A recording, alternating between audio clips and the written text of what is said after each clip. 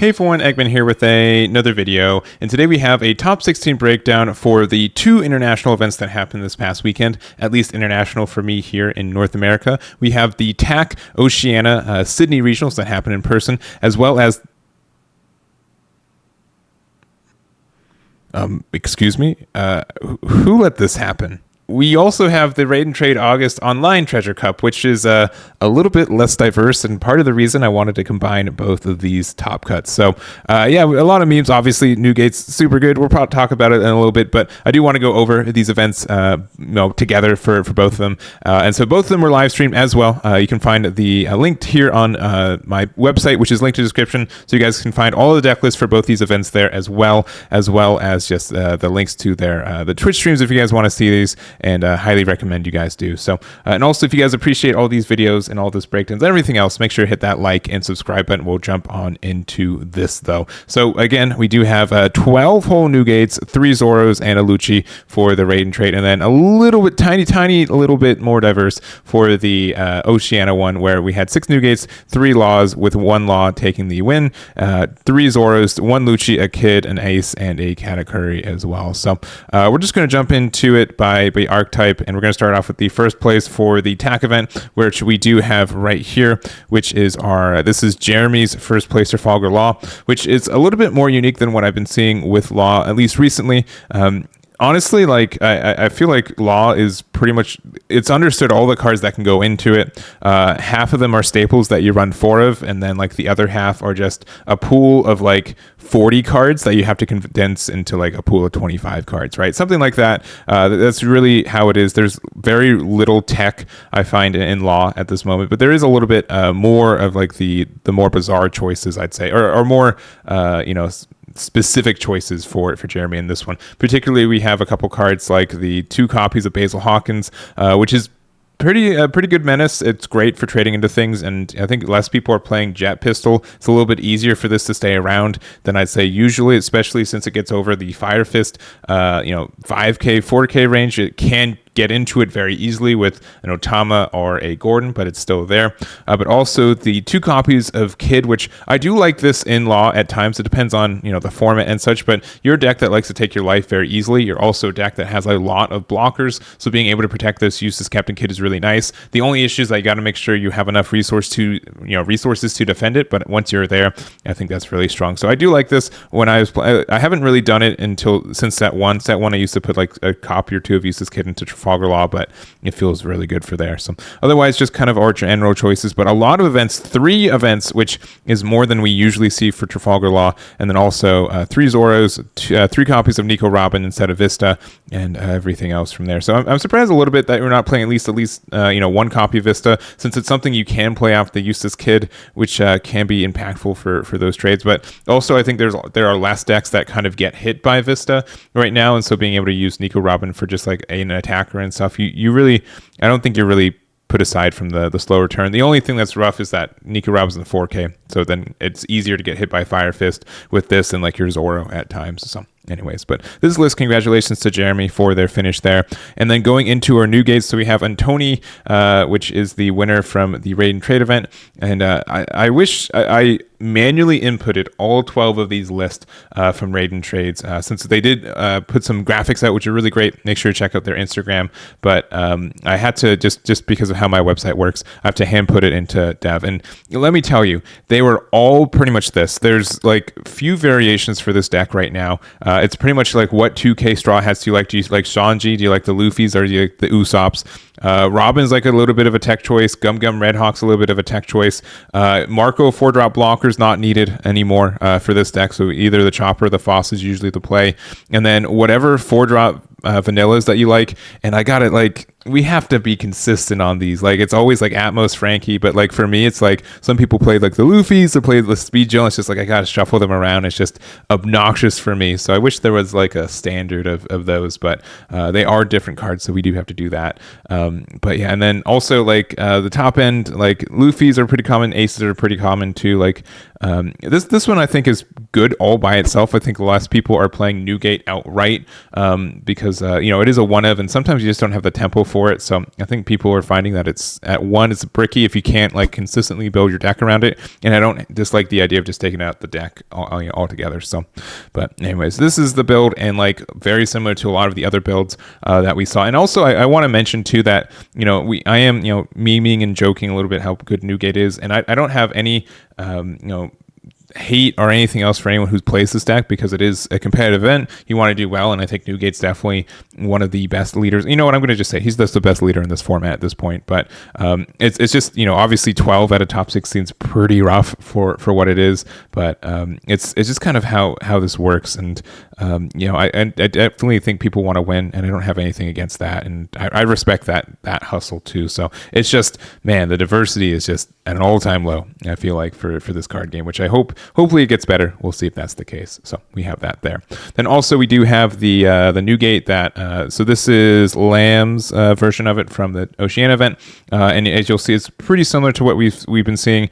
I feel like I've inputted like almost 100 of these Newgate lists, and they're technically different. There's a little bit of one of differences. The biggest change I've seen in this one is that this one plays the 1-drop Nami from the star deck, so you do have like a little bit more of that flexibility for it there. But with your Dawn, maybe particularly for like playing Rush Luffy or something, or even with Newgate, it kind of combos well. But I don't think it's like needed, but at the same time, I do think there are like decks that just say, you know what, they're going to have big bodies at the end of it. I don't get rid of my Vistas. I won't prioritize my Fire Fist. And because this Nami is like kind of obnoxious to remove because of that too. So you can get a lot of value, especially like on like turn 3, you really don't have a lot of good, if you go first, you don't have a lot of turn stuff to do for there. So I think that's impactful. But there's a list there. Congratulations to Lamb for their finish. And then next up, we do have our Zoros. So we have Bastien from the European event, playing pretty much what we've been seeing. There have been a couple versions of Zoro without the events that are more just very aggressive with it. But I think that it's been pretty understood that the event one is more popular, if not more successful, for what we're seeing. And we're not seeing any 9-drop Newgate in this one either, which I've been kind of in Zoro. I don't think it makes as sense as much because you do lose a lot of tempo from playing it at times. So I think removing it in general is fine for this one. I think if you play Luffy needs a little bit more, but I know also less people are on that Luffy grind. But what we've been really kind of seeing, 2 copies of Magra, 4 Machinos, 4 Buggies, 4 Carly Dedans, 2 copies of Blameko, which is again very good for making things into the Fire Fist range if you need to. Just having another -2. I do kind of like Gordon better than Blameko outright, but I would want to usually do like a 2-2 split between the two, I would believe. But that's kind of my opinion on that one. And we also have like our Zoros, we have our Marcos, of course, and then our events. We're running 13 events, which is usually standard. 12 to 14 is usually what we see for Buggy, to try to minimize the whiffing with it, and I think that's fine there too. So this is the list here. Congratulations to Bastien. And then also looking at the list here for from Oceania. So this is Cam's build for it, and we're not seeing again, no Gordons. We are seeing some Newgates, and by some I mean 1. We're playing 11 events, which is a little bit low for Buggy. I would assume this one whiffs a little bit more often because of that, but it's just a simple 4 guard point, 4 Fire Fists, 1 of Rad Beam, and 2 Jet Pistols. So pretty strong there. Deciding to use Brook instead of Blameko. Obviously Brook is harder to remove, but then it feels worse if it does get removed. And I think this is just unfortunately really good to be played into the Fire Fist as well, since it is just a 5k there. So you have to be careful. But if you're able to establish this, your opponent sometimes like this causes a lot of issues too, because technically, if you put a Dawn underneath with him and you swing with it, he's technically a 6k, but he's an 8k if you're attacking into a character that you gave the -2 to, and then technically a 9k if you put a Dawn underneath Zoro. So that's like a lot of value for this. This can just, hit over things pretty easily, and your opponent won't be able to do a lot about it. And I think that's strong. You can even just like have Brook attack into leader, use its -2 on something else, and then have like one of your 1-drops trade into that and get that extra value for it. So I think that's strong there. But other than that, not much of a difference. I feel like a lot of Zoro is, again, the event lists are looking pretty similar to these guys. Congratulations to both of our Zoro players. All right, next up we have our Luccis. So we have Bowen from the Oceania event, and using a couple of interesting choices, playing more more of the air door, and by more I mean he is playing the air door, or they're playing the air door version of it, which is pretty much. I feel like there's 3 versions of Lucci. We have air door, we have the navy build, and then we kind of have the hybrid build between the two. And air door is only played in this one, and it can get a lot of value for it. The only thing I miss is, and I wouldn't know what cards to take out of it, but Jabra is a really good card. It's a 5/7 that you can play off air door for free. I like running like 1 or 2 copies of those in these just because like you can high roll and hit it, which I can do pretty consistently throughout a couple games, so I think that's nice. And then we also like air door also just plays a black character cost of 3 or less from your trash, so it's really good. You can play a Fukuro, you can play a Toshiki, you can play a Spandam to help you get some more cards if hit off security. And then we also have the Wanzi, which is less popular, I'd say, but can be pretty good.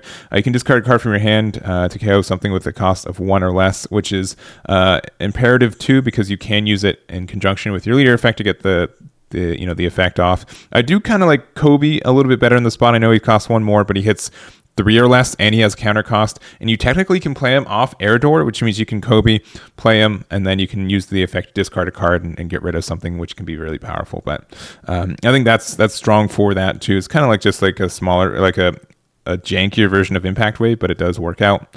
And then top end, we have Kaku, of course, we have Bluna, we have the 3 Sakazukis, 2 Ishos, and then I'm going to say like a little bit of the cheese combo of Kuzan and Shanks. I've been seeing a little bit of both of these. Shanks is a little bit tricky to get full value for it, but if you have 10 Dawn and you have an Isho out, you can give everything -3. So now this play it and you get to pop everything with a cost of 4 or less, which is pretty impactful. And then obviously if Kuz on the board, then it's everything with a cost of 6 or less, which is fantastic for board clear, especially in this game.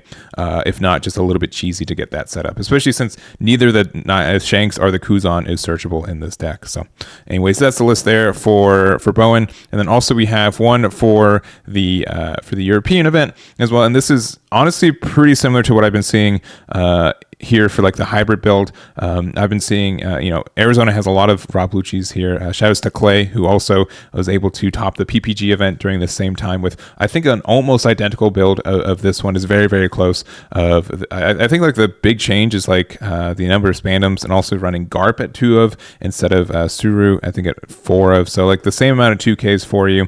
Only playing 2 copies of Isho, 3 Sakazukis, and then 3 copies of Impact Wave. So but yeah, this one gets a lot of tempo. You can get a lot of value by just playing your cards on curve and getting some removals as you play theirs with your Kakus and your Sakazukis, and then Isho getting value if they just have a really, really chunky hand. So not much more to say about this boat specifically, but congrats to both Bowen and Michaels for their finishes there. So, and then we just have our one of decks. So we have Mitchell with their Star Deck Kid.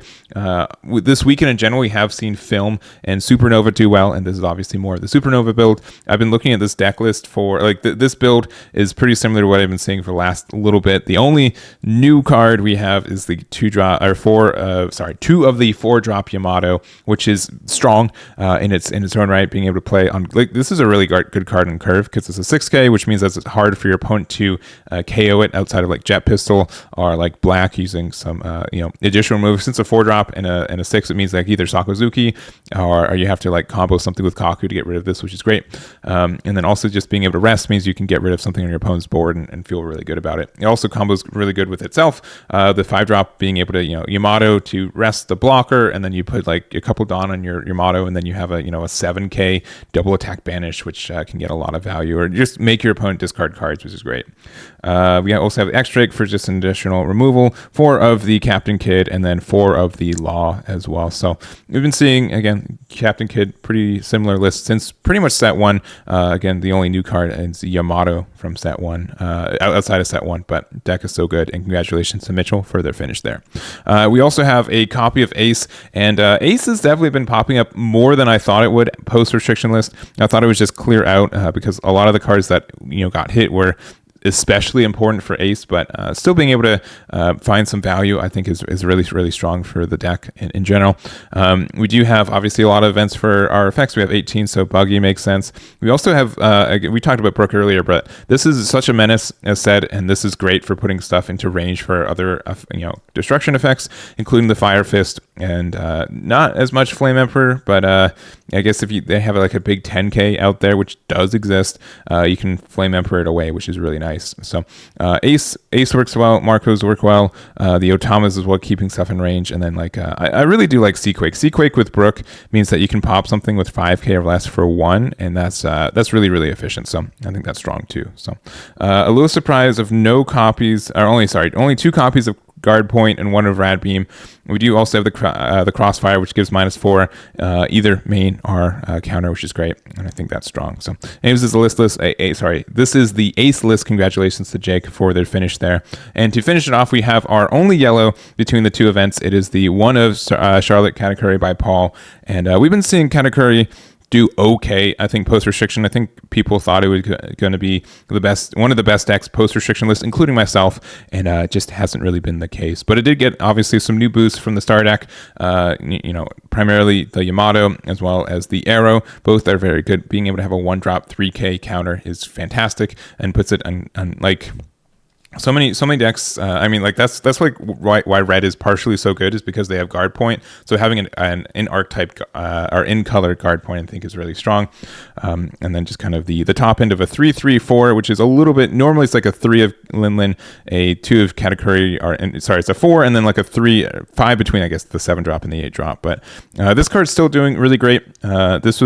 This has been performing at least better than I thought it would in the immediate. I also think it's something that's going to be seen a lot in the new Queen leader that we're getting in OP04, so that's impactful there. So still a good card, still think it has a lot of good value, and very strong from there. But otherwise, a pretty standard Katakuri list. I've been seeing a lot of this too. 4 copies of Thunderbolt's pretty expensive, but it can, it's really our only removal, so it's kind of, we're dependent on it sometimes. And if we already have like the Cracker out and we're like tied on life, being able to use this to get rid of a blocker, and then this gets into its double attack, and then you're able to use the effect, I think, is good too. So that is there. But that's going to be it for this breakdown. I hope you guys enjoyed it. Make sure to check out my website for all of these deck lists and all the other ones I've been covering for OP03. And if you made it this far in this video, make sure to hit that like and subscribe. So that's going to be it for me. Thank you guys so much for watching, and I'll catch you all next time. Damn it.